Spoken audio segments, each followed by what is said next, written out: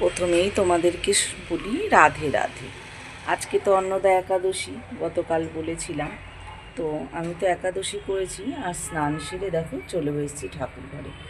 ভাবলাম মাঝে মাঝে তোমাদেরকে একটু ঠাকুর ঘরে নিয়ে আসি, সব সময় তো হয় না, তাই চলে এসেছি আজকে দেখো ঠাকুর ঘরে। আমার গিরিশোনা দুটো দেখো কীরকম বসে রয়েছে, তাদেরকে স্নান করিয়ে সুন্দর জামা পরিয়ে দিয়েছে। রাধা মাধবকে দর্শন করো আর সমস্ত দেবদেবীকে দর্শন করো।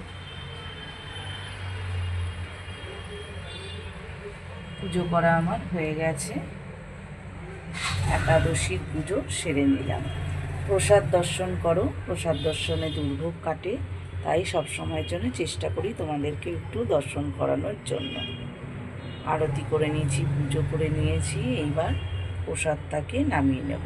চলো আরও একবার গোপুসোনাদের দেখে নাও, সুন্দর করে সেজে খুঁজে দুজনে বসে রয়েছে। চলো এবার প্রসাদটাকে নামিয়ে নিই। তুলসী মহারানীকে দর্শন করো। আর আজকের ওয়েদার দেখো, সকালবেলা হয়েছিল বেশ বৃষ্টি, তবে এখন আকাশ ঝরঝরে সুন্দর রোদ উঠেছে। দেখেছো আকাশটা আজ কত সুন্দর লাগছে দেখতে।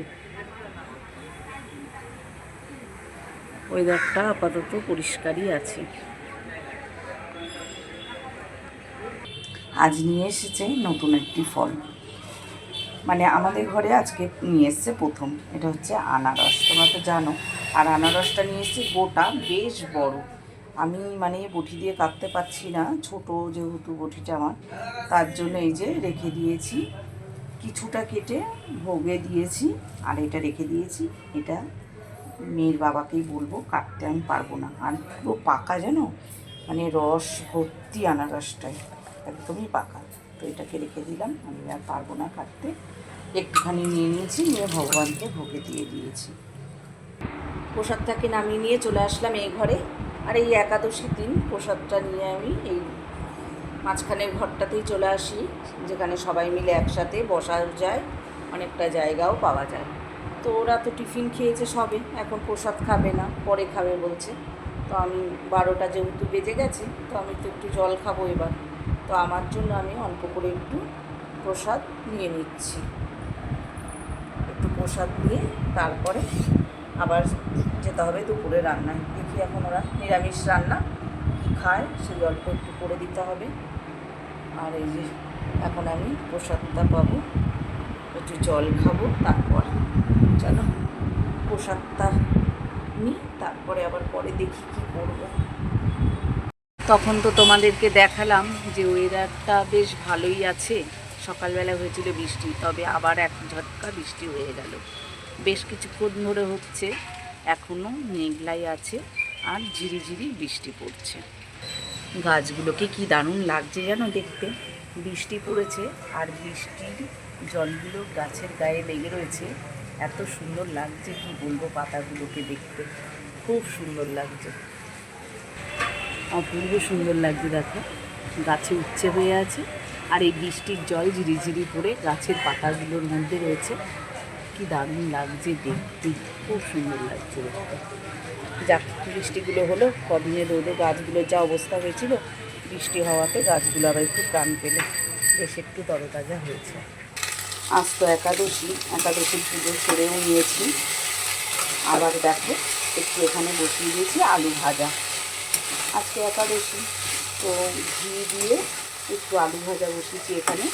এতে কোনো হলুদ দেবো না, সন্দক নুন এনেছি, এই যে সেই সন্দক নুন একটু এর মধ্যে দিয়ে দেবো,